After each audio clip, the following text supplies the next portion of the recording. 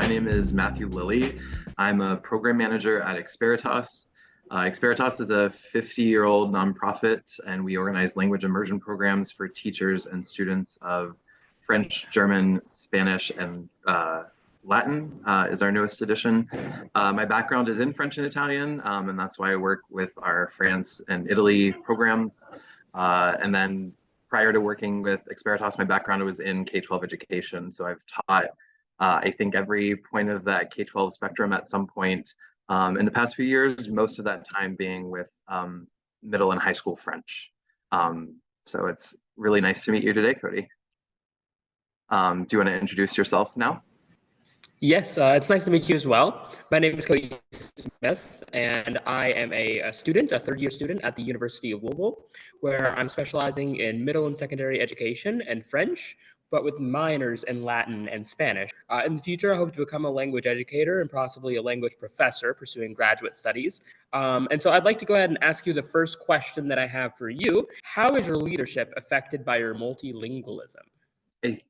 I think the first thing that comes to mind is that I tend to be very dialogic when I work with people. I really like when everyone is in conversation, and I think that probably most likely stems from my background in languages. So at Experitas, we work mostly with short-term outbound study abroad programs, mostly high school students, but some middle school and a couple of college groups. Really, all of our programs, we focus on authentic immersion experiences.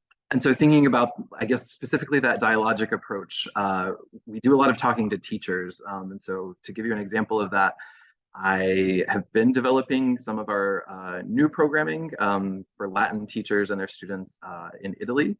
And through that process, I've just tried to talk to as many Latin teachers as possible, both formally through some structured conversations with set questions that I've then kind of synthesized into these reports that really influenced a lot of our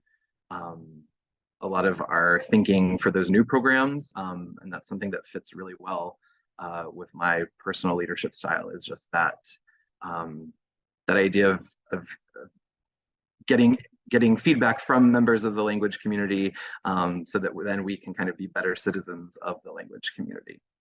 How about you? How would you say that your multilingualism affects your leadership ability, your work as a student and as a rising professional?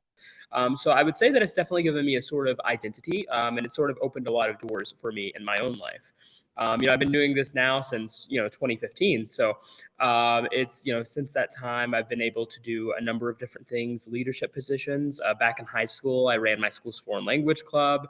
Now I run my university's French club, and I'm also a member of of the Latin Honor Society here.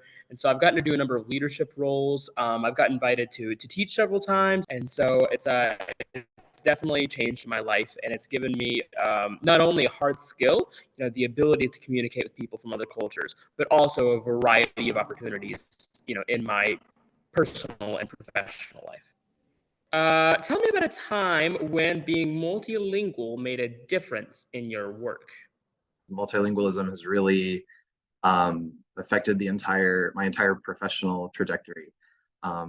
Even as early as the summer after my freshman year of college, I applied to work in this summer program in Switzerland. And I really think that because I already had a strong foundation in French, that I was accepted for that position. And then that kind of was a domino effect because that really is what got me involved in education, teaching abroad after I finished college, and then continuing to work in education as a classroom. But I have to put in my little plug. I'm an alumnus of West Virginia University, which recently cut all of its language programs. And I think that's a real shame because it was something that has been so essential for my path. So I didn't have French in school. And part of the reason that I'm becoming a French teacher is because I really want to give access to that to students, because I never had a French program back in middle or high school. But coming from a small town like Glasgow, Kentucky, there's not much, there's not a lot of opportunities to learn languages there. There's a couple of opportunities here and there, but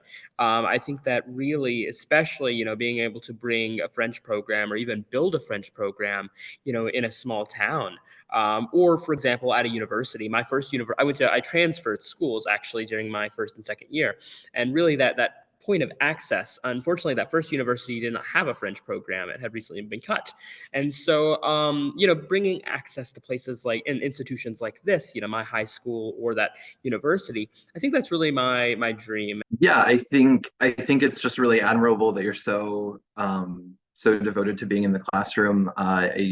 Yeah, thank you so much for sharing those thoughts and just a little bit about yourself. I really enjoyed this. I feel like we, just as a community, need to be talking about why all of these skills that we advocate for, not just language skills, but cultural competency, Mhm. are so important, and especially in a time where we really need to advocate for ourselves.